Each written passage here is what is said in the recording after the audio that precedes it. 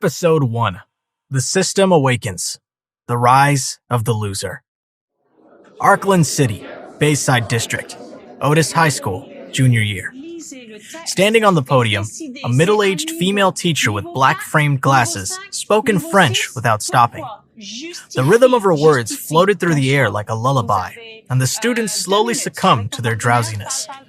In the last row of the classroom, a boy with short hair slept soundly like an infant with his head on the table.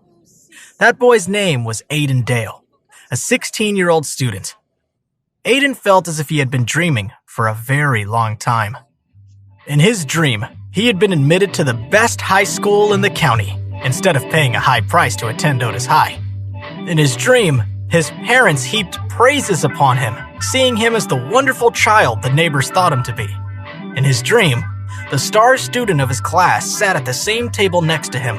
Instead of her usual cold and aloof attitude, she smiled at Aiden like a blooming flower that attracted the attention of the butterflies around her. In his dream, suddenly, a cold and authoritative voice reverberated in Aiden's mind. Target discovered. Binding host. Divine strengthening system successfully bonded to the host. Who is speaking? What is a divine strengthening system? The French teacher, infuriated by what she saw, frowned and stared daggers at the rude brat who was sleeping in the back row of her classroom. Aiden was one of the bottom students in the entire class. When he was not reading novels in class, he gave in to his lack of interest in the class and went to sleep, paying no attention whatsoever to his teacher. The most infuriating thing was that the homeroom teacher had even arranged for her dazzling daughter, Viola, to sit at the same table as this failure of a student. The idea was for Viola to be able to assist Aiden in his studies.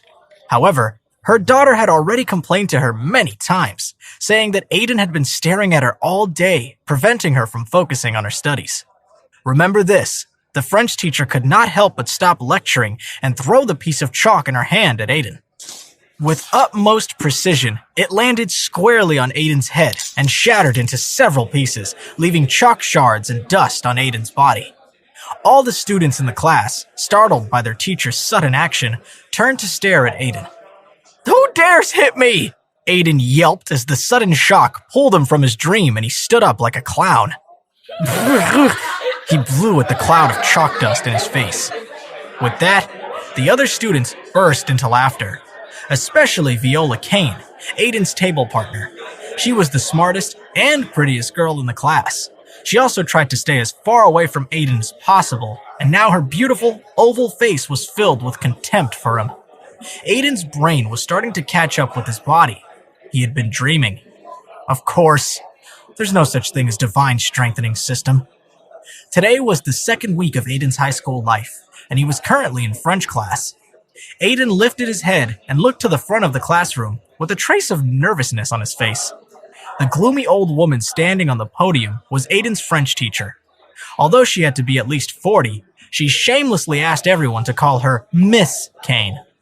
Miss Kane knocked on the blackboard and sneered. "Good morning, Aiden. Did you sleep well? Let's see if you can translate this sentence. If not, well, then you can spend detention copying it 100 times. Aiden cursed her in his heart, knowing that the old woman was definitely trying to make things difficult for him.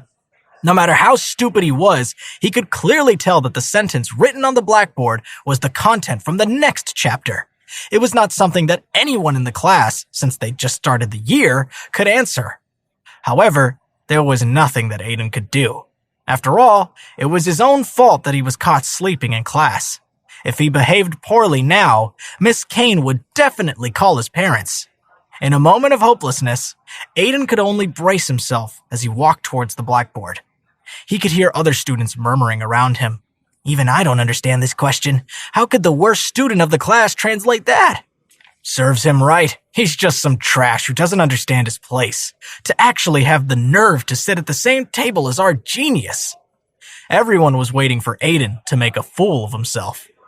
Aiden looked at the godforsaken French sentence in front of him and clenched his teeth in defeat. He was ready to admit to Miss Kane that he could not translate it.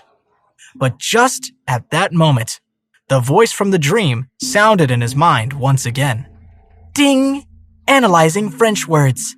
French ability, +1. Current progress, 1 out of 10. Rating, beginner level. Aiden gawked in absolute disbelief. Though he had never learned the words from the sentence before him, its meaning appeared clearly in his mind. He felt as if he had possessed both the French and English dictionary in his mind. "What are you standing there daydreaming about?" Miss Kane folded her arms across her chest and said disdainfully.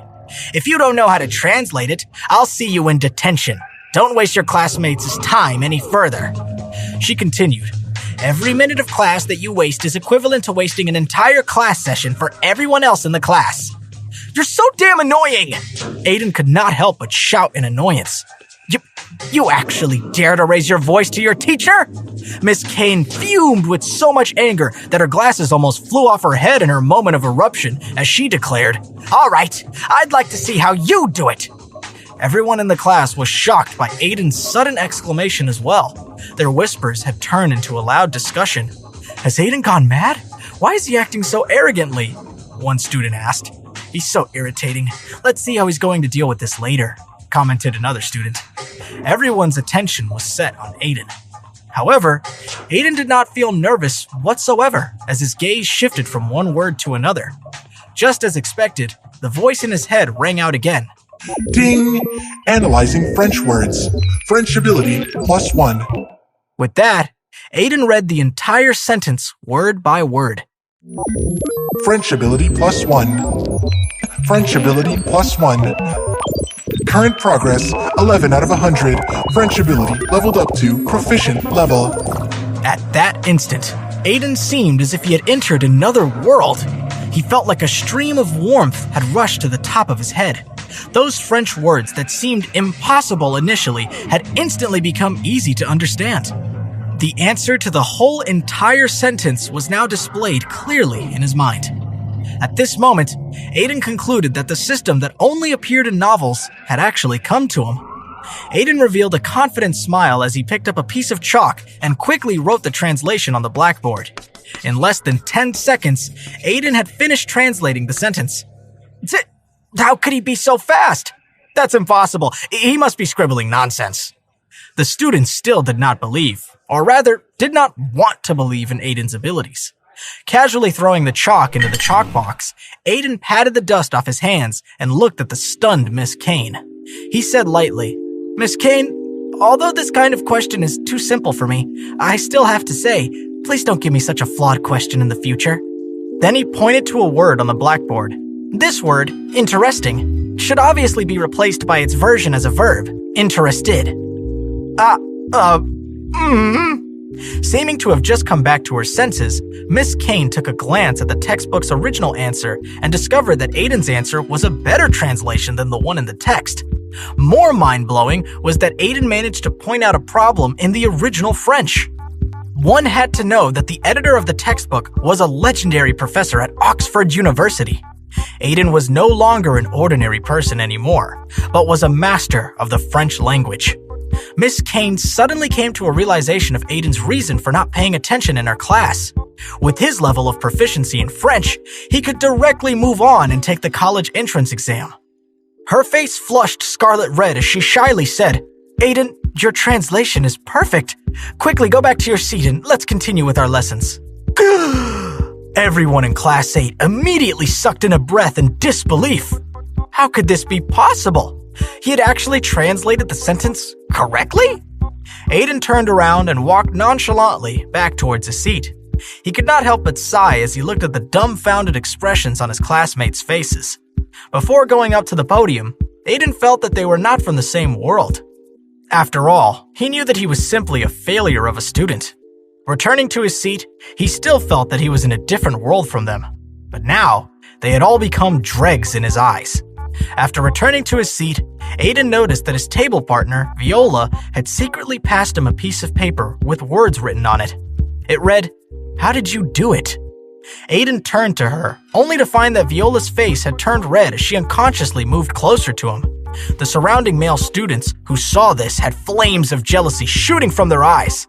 Aiden smirked and thought to himself, "Since you ignored me yesterday, I'll let you have a taste of your own medicine."